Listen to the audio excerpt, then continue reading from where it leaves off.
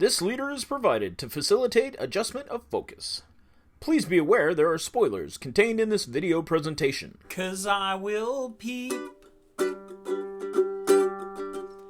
out my rear window. Is Grace Kelly worth a change of career? Murders up here. Why doesn't he lock up his door?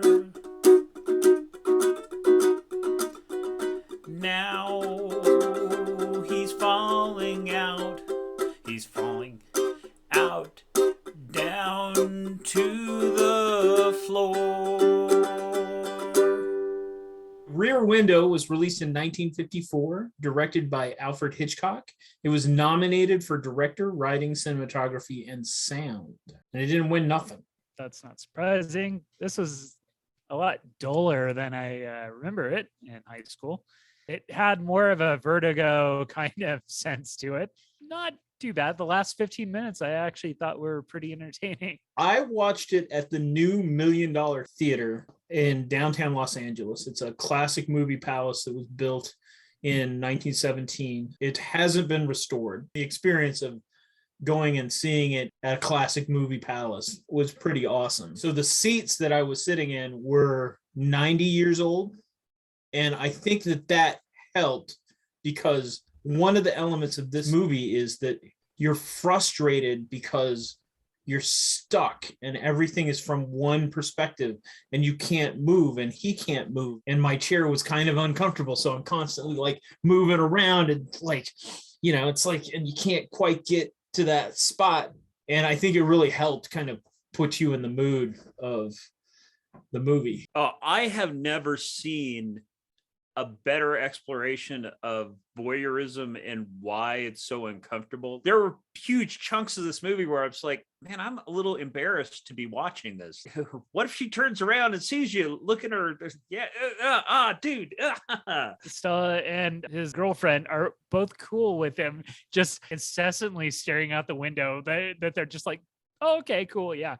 You're a creeper, so, And then his cop friend's like cool with it too. That salesman wouldn't just knock his wife off after dinner and toss her in the trunk and put her in storage. I don't know about that guy's health plan. It seems weird that he should have had more physical therapy to be able to get out of the chair and actually go to the bathroom, maybe. He's a magical creature that doesn't have to go to the bathroom. So the nurse, of course, was Betty Davis's buddy in All About Eve. You better get that trunk out of there before it starts to leak. I like Jimmy Stewart. I really do. But the idea that Jimmy Stewart is trying to get rid of Grace Kelly boggles the mind. Lisa's loaded to her fingertips with love for you. I got 2 words of advice for you. Marry her. She pay you much? I was holding out for like a 10.5. I don't know. She's got a terrible overbite. Have you seen her left elbow? I mean, really. Jimmy Stewart's kind of does the same thing in Vertigo. One of Alfred Hitchcock's favorite things to do is make some girl gaga over him. You know there's only one man in the world for me, Johnny-O. And then he's totally aloof.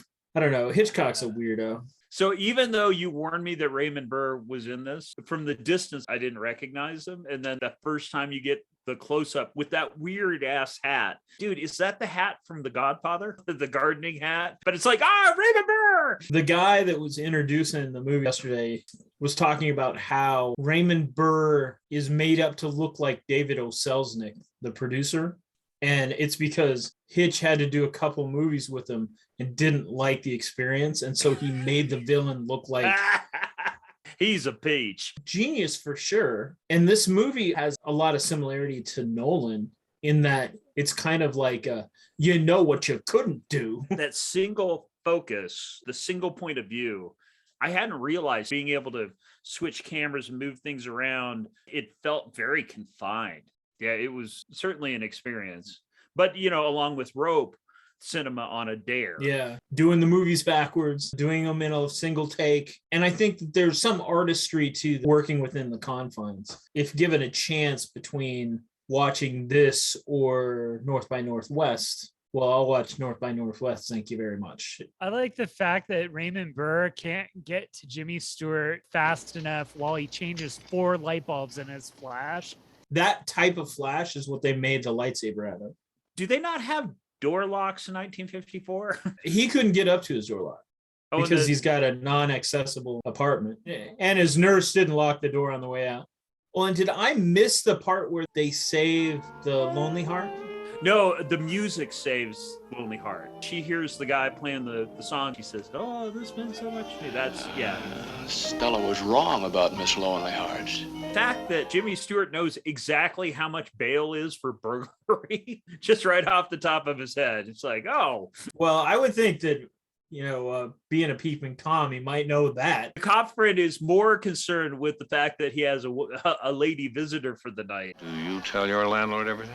Well, and I think it's ironic that Ironsides for a while was in a wheelchair, and then he's assaulting the guy in the wheelchair. The awkwardness of Raymond Burr trying to throw Jimmy Stewart out a window. Pack a lunch here. Well, and then that fall, that was a pretty big fall, but not like that bad. And Raymond needed to drop him on his head. They sped up the film, having everyone running out. You guys are running fast enough. I'm going to speed the film up because you guys are running too slow. Hey, Johnny, you got a 38 for me that I can borrow so I can shoot that guy up there? Creel, give me a 38. Well, no ukuleles in this one. No They're ukuleles. not. Maybe if he would have just played the ukulele. Perry Mason would have gotten away with murder. Well, Perry Mason could have played some ukulele too, maybe. Just Yeah, maybe that would have driven his invalid wife crazy, and then she would have murdered him.